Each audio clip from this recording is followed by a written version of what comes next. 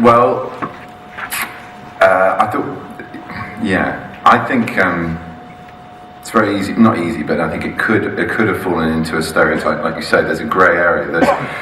There's a lot of motivation and reasoning behind what he does, and he has a moral core. He just has a method which is pretty brutal and abhorrent. Maybe not in Bob's new world, but in our world, our democratic world. So I don't know. Yeah, one man's terrorist is another man's freedom fighter, and I think there's an ability to sympathise and empathise with his cause. Maybe not his means of going about getting his ends.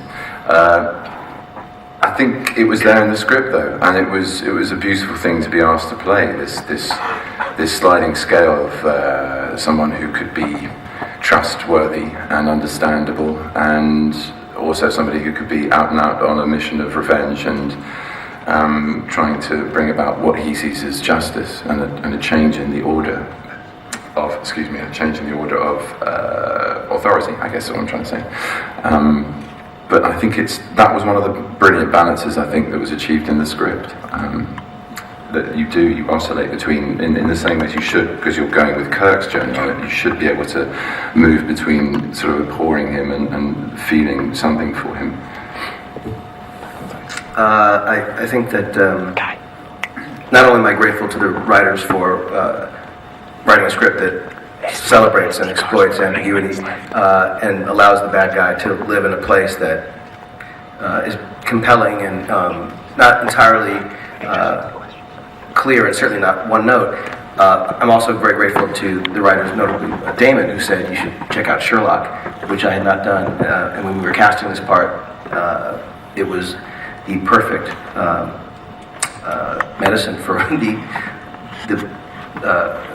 what we were suffering from, which was not really being able to figure out who was someone who inspired us in the way that we needed. And when I saw Sherlock and was, of course, blown away, and then called Benedict, we spoke, and Benedict famously, I suppose, auditioned on an iPhone. And when we watched that video, it was 100% clear we found our man. And working with Benedict, frankly, exceeded all expectations. And I think that everyone sort of felt on the set, there was a kind of, everyone sort of, I think, stood a little bit taller when he was around. And it was a kind of a wonderful way to take advantage of what the story was, because this was a very intimidating figure.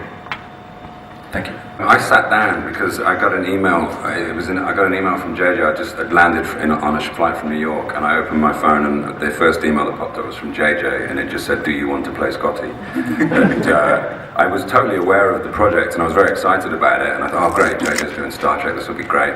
I didn't, for a second, expect to be involved. So when I got that very straightforward, blunt kind of request, I literally sat down and asked the plane to take off again, so I could think about it. I was worried. To be honest, I was a little bit like, oh, what do I say? I can't just say yes. It feels like we should have some romance, some kind of.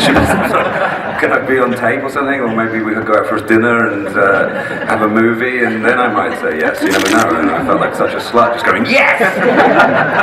So I took like 3 days of pretending to think about it, and then JJ said, I remember very clearly JJ said, because I was like, oh, this is such a huge commitment, and is it going to be like, are we going to be doing this for such a long time? And JJ said, the worst thing that can happen is that every couple of years we get to spend some time together and have a lot of fun, and it was just a no-brainer from that point.